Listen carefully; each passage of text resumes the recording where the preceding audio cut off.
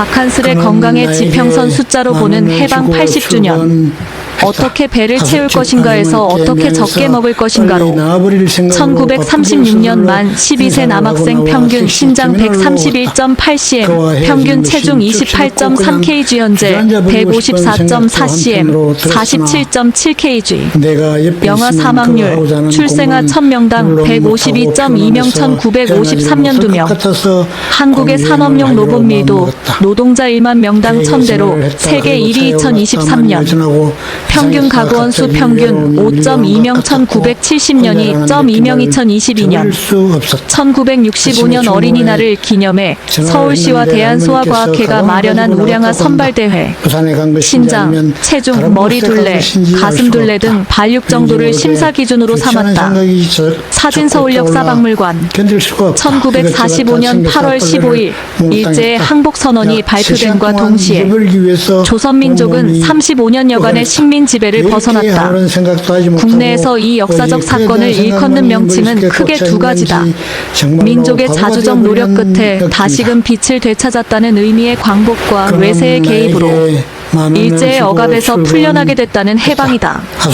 임시정부의 법통을 계승한 우리나라는 공식적으로 광복이란 용어를 채택하고 있으나 오직 독립운동의 성과만으로 우리가 식민 지배를 벗어났다고 보긴 어렵다.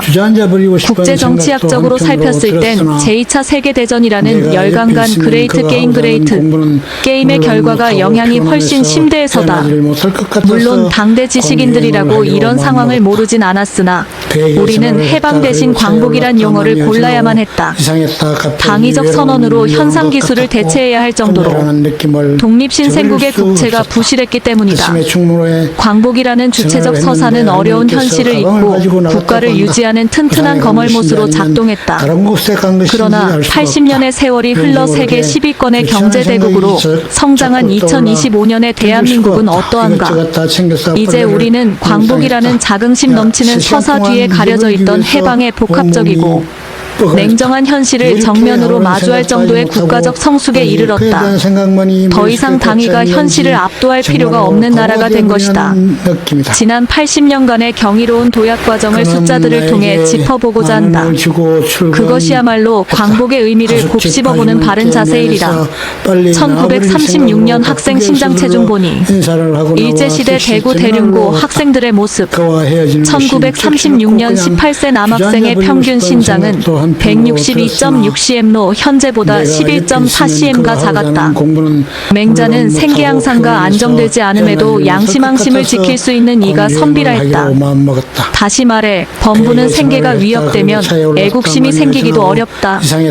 해방 직후는 어땠을까? 해방기의 극심한 혼란과 정부 수립 과정에서 발생한 갈등, 그리고 이어진 625전쟁 탓에 그 시기는 보통 국민들의 생계 수준을 확인하긴커녕 공식 국가 통계조차 누락되거나 소실된 게 많다. 이런 한계 때문에 그 시기를 대략적으로나마 가늠해 볼 수 있는 수단은 조선총독부 통계뿐이다. 해방 이전 조선인들의 생계는 그리 녹록지 못했다. 쇼와 13년 1938년 조선총독부가 발표한 자료에 학교별 생도, 신체검사 성적이 실렸다. 1936년 한 해 동안 보통학교와 고등보통학교 학생들의 신장 체중 가슴 둘레를 측정한 자료다. 보통학교의 만 12세 남학생의 평균 신장은 131.8cm, 평균 체중은 28.3kg로 확인된다. 현재 대한민국의 만 12세 남학생 평균 신장이 154.4cm, 평균 체중이 47.7kg인데 비해 발육 정도가 확연히 낮았다. 이 차이는 나이를 먹으며 더 벌어진다. 1936년 당시 고등보통학교에 재학 중인 만 18세 남학생의 평균 신장은 162.6cm, 평균 체중은 53.6kg였다. 현재 대한민국의 만 18세 남학생은 평균 신장 174cm에 평균 체중은 67.4kg를 웃돈다.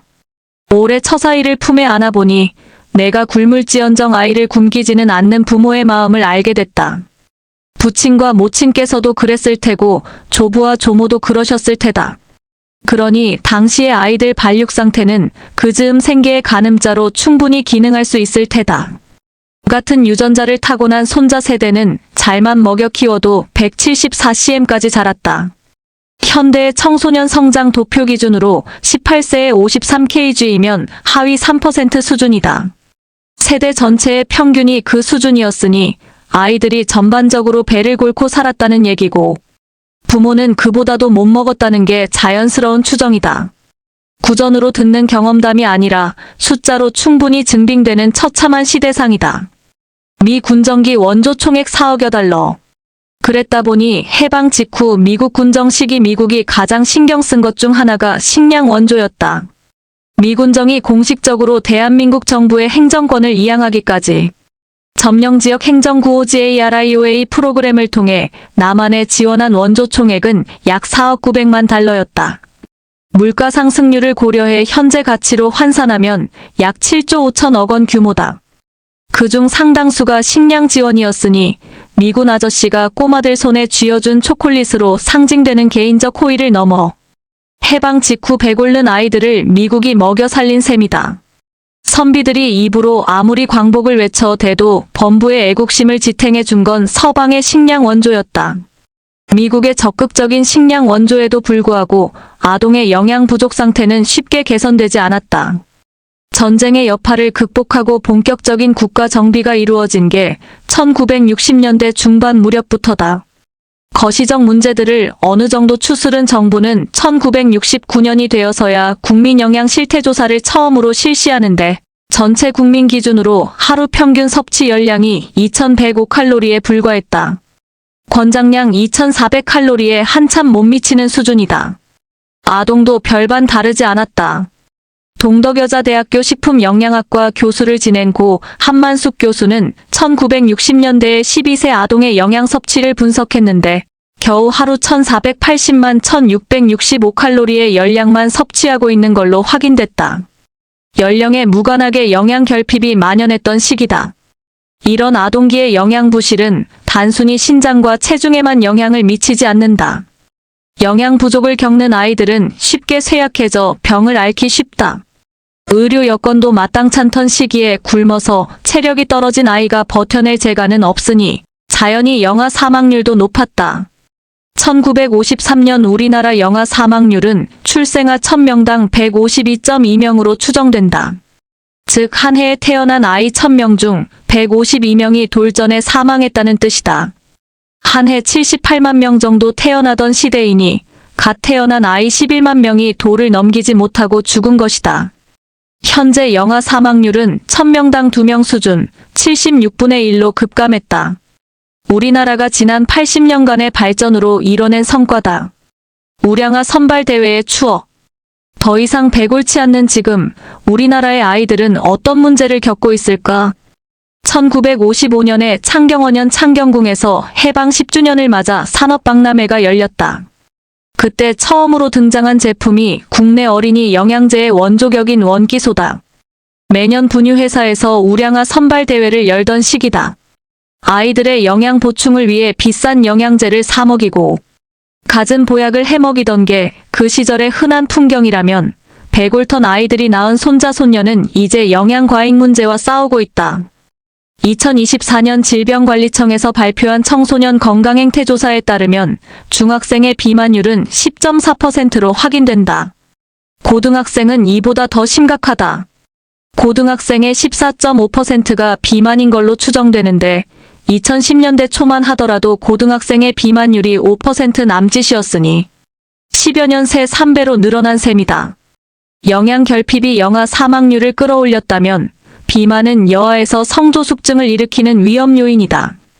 너무 이른 나이에 초경을 시작하면 키 성장이 조기에 멈추고 여성 호르몬에 장기간 노출되면서 유방암 같은 질환의 위험성이 커질 수 있다. 해방 후 80년간 대한민국이 겪은 변화는 이 영양 전환 모델에서 여실히 드러난다. 이 땅의 아이들이 어떻게 배를 채울 것인가를 고민하던 시대에서 무엇을, 그리고 어떻게 적게 먹을 것인가로 바뀌었다. 질적 변화가 생긴 것이다. 구로공단에서 구로디지털 단지로 1967년 4월 1일 구로공단 준공식 풍경. 구로공단은 지금 스타트업 기업들이 모인 구로디지털 단지로 변신했다. 사진조선 DB 개인 차원의 영향이 앞서와 같은 변화를 겪었듯 국가 차원의 경제도 지난 80년간 엄청난 변화를 겪었다. 해방 직후 대한민국엔 제대로 된 산업이 존재하지 않았다.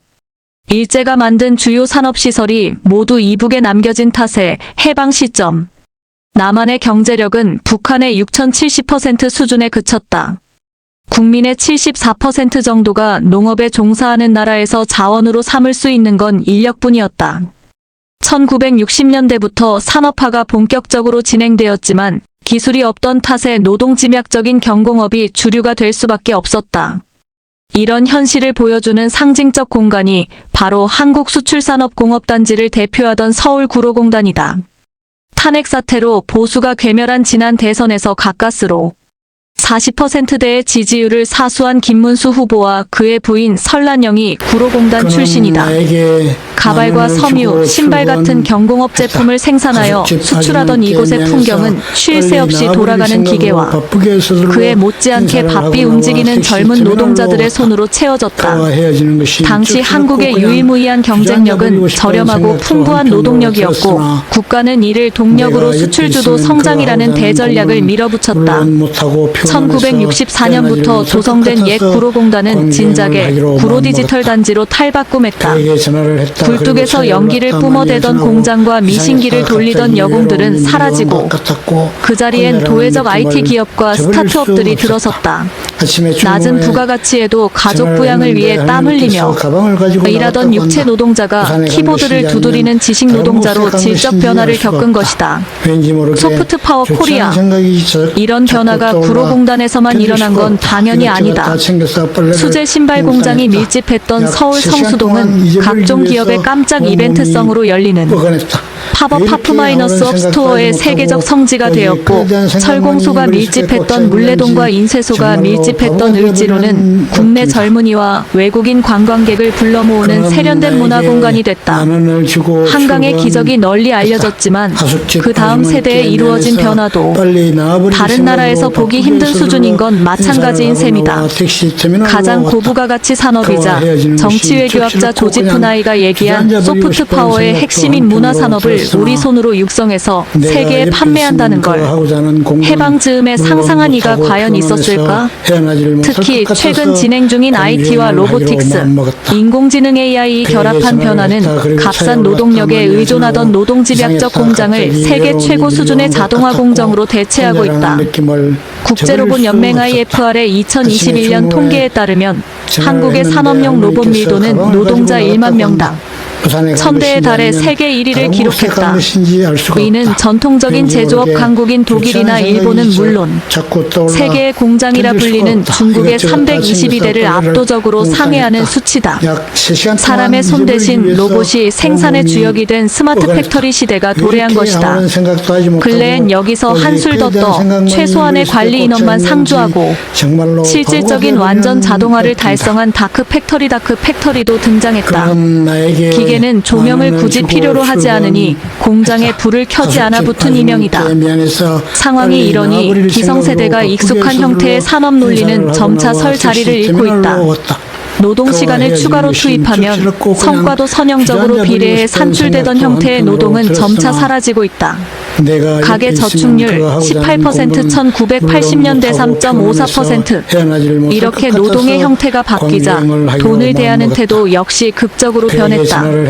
이를 더하면 더 큰 돈을 벌던 시대가 흘러가 버린 건 물론이고 무직하게 일만 하는 사람보다 재테크에 관심을 두고 종잣돈을 열심히 굴리는 사람들의 자산이 훨씬 더 크게 느는 걸 봐버려서다. 노동을 통해 얻은 노동소득을 저축하는 것만으론 충분치 않게 됐다. 과거 근검절약이 국민적 미덕으로 여겨지던 시절 가계의 저축은 단순히 미래를 위한 대비를 넘어 국가 발전에 기여하는 애국적 행위로 간주됐다. 실제로 1980년대 후반까지도 한국의 가계 순저축률은 18%에 육박할 정도로 높았다. 이렇게 축적된 민간의 자본은 고스란히 은행으로 흘러들어가 다시 중화학공업, 육성 같은 대규모 국가 프로젝트의 종잣돈으로 활용되었다. 즉, 국민 개개인의 높은 저축 성향이 국가자본 축적의 기저를 이룬 셈이다. 하지만 노동소득 자체가 일정 수준 이상으로 높아지고 이를 저축하는 것보단 투자에 돈을 벌거나 그냥 써버리자는 문화가 확산되며 이러한 경향은 급격히 꺾였다. 실제로 2006년경 가계 순저축률은 3.5%까지 떨어졌고 최근에도 약 4% 내외에 머무르고 있다. 심지어 부채를 통해 자산을 형성하려는 경향이 강해지면서 일부 계층에서는 순저축이 사실상 마이너스를 기록하는 현상까지 나타난다. 저축이 미덕이던 시대는 가고 영끌 영혼까지 끌어모아 대출과 비투빚 내서 투자로 상징되는 적극적 부채 활용을 통한 투자의 시대가 온 것이다. 이러한 변화의 결과는 거시경제 지표에 명확히 드러난다. 1953년 한국의 1인당 국민소득 GNI은 67달러에 불과했다. 해외 원조 없이는 국가 운영이 불가능했던 최빈국이었다. 그러나 불과 몇 세대가 지나는 동안 폭발적인 성장을 거듭하여 2023년 구매력 평가 PPP 기준 1인당 국내 총생산 GDP는 약 5만 3천 달러 수준에 도달하며 세계 10위권의 경제대국으로 자리매김했다. 서두에서 언급했듯 미군정 시기 미국이 지원한 원조 총액은 현재 가치로 약 7조 5천억 원 규모였다.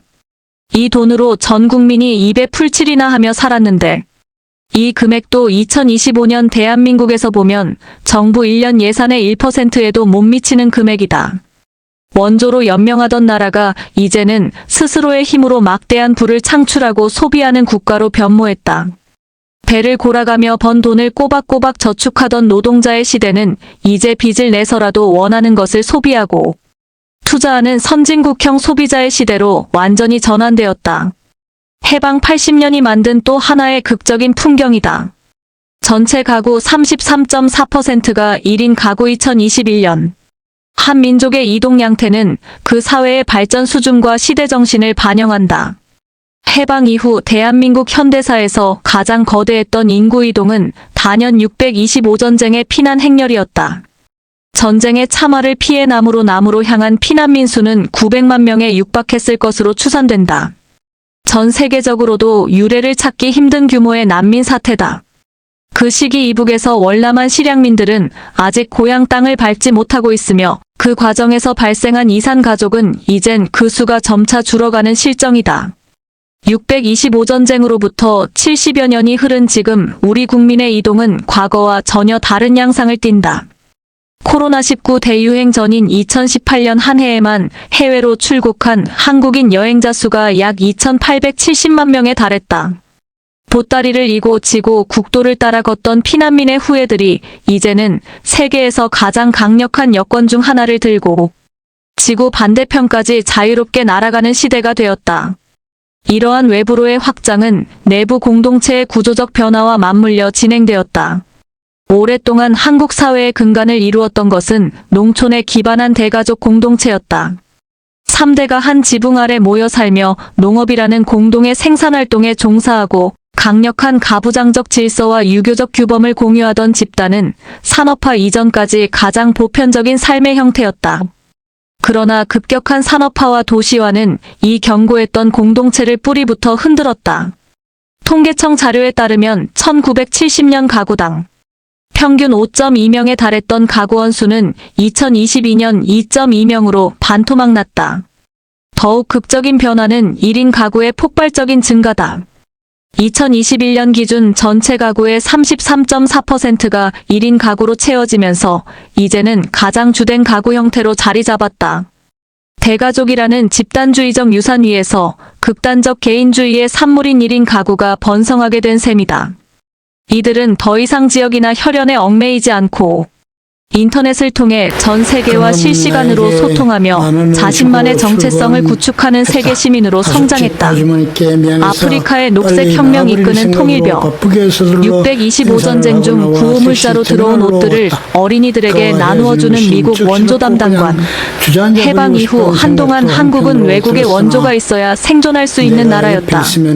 사진조선 DB, 개인의 삶과 공동체의 모습이 이처럼 질적 전환을 겪는 동안 국가의 국제적 위상 역시 완전히 달라졌다. 해방 직후부터 1990년대까지 대한민국은 국제사회의 원조에 의존해 생존과 발전을 도모한 대표적인 수혜국이었다. 그러나 이제 한국은 도움을 받던 나라에서 도움을 주는 공여국으로 그 지위를 완전히 역전시켰다. 2010년 경제협력개발기구 OECD 산하개발원조위원회 DAC에 가입한 이래 우리나라는 공적개발원조 ODA 규모를 꾸준히 늘려 2023년에 약 31억 달러 약 4조 원을 지원했다. 대표적인 사례가 한국국제협력단 KOICA를 통한 농업협력이다.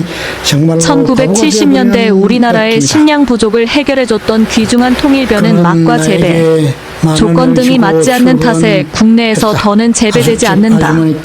그런데 우리의 옛 유산이 이제는 아프리카의 식량난 해결에 기여하는 아프리카의 녹색혁명을 이끌고 있다는 사실을 아시는지? 흔히 안남미라 불리는 길쭉한 쌀을 먹던 아프리카 지역에서 기후 조건이 우리나라보다 재배에 적합한 통일벼가 큰 호응을 얻고 있다. 우리가 겪었던 문제를 해결한 경험과 기술을 이제 다른 개발도상국에 전수하는 단계에 이른 것이다. 어떤 국가로 기억될 것인가? 이러한 변화가 얼마나 극적인지를 이해하려면 우리 민족의 국제외교 대비를 되돌아볼 필요가 있다. 1907년 고종의 밀사였던 이준천 857만 1907년 열사가 헤이그 만국평화회의장 문턱조차 넘지 못하고 순국해야 했던 사건은 주권 없는 국가가 열강에 어떻게 외면당하는지를 보여준 비극이었다. 나아가 식민지 백성이 파리만국박람회 인종관에 전시되어 서구인들의 구경거리로 전락했던 치욕의 역사는 제국주의 시대의 위계질서에서 우리가 어떤 존재로 취급받았는지를 가감없이 드러낸다. 그렇지만 우리나라가 지칠 정상회의의 참관국으로 북대서양조약기구 NATO 정상회의의 파트너국으로 초청받는 것은 더 이상 놀라운 뉴스가 아니다. 대한민국이 지난 80년간의 여정을 통해 국제사회의 변방에서 핵심 행위자 중 하나로 부상했음을 명백히 보여주는 증표다. 이러한 초청은 단순한 외교적 수사를 넘어 전 지구적 공급망 재편, 기후변화 대응, 기술표준 경쟁, 그리고 우크라이나 전쟁과 같은 첨예한 안보 이슈를 논의하는 테이블에 한국이 정식으로 자리했음을 의미한다. 이제 우리나라도 국제질서의 주요 의제를 설정하고 그 방향성에 영향을 미치는 능동적 주체의 하나가 된 것이다. 그렇지만 글로벌 중추 국가라는 위상은 달콤한 성취인 동시에 무거운 책무를 동반한다. 국제사회의 평화와 번영에 기여하는 과정이 때로는 국익과 일정 부분 상충될 수도 있어서다. 과거 변방 국가로서 누렸던 자유로운 방관자의 특권은 이제 사라졌다. 특히나 우리의 가장 든든한 우방이었던 미국조차도 트럼프가 재집권하며 우리를 슬하에서 밀어내고 그간 미뤄둔 청구서를 내놓는 지경에 이르렀다. 해방 80주년을 맞는 우리가 마주해야 할 가장 중요한 과제는 이처럼 달라진 국가적 위상에 걸맞은 새로운 시대정신과 시민의식을 내면화하는 일이다. 수십 년간 우리 내면에 잠재해온 피해자의식과 약소국 콤플렉스를 과감히 떨쳐내고 세계 10위권 국가의 국민다운 주권적 의식을 갖춰야만 한다. 백올턴 아이는 이제 세계 무대에 선 어른이 됐다. 그러니 물질적 성장에 걸맞은 책임을 지는 정신적 성숙 또한 이룩해야만 진정한 의미의 광복이 완성될 수 있다.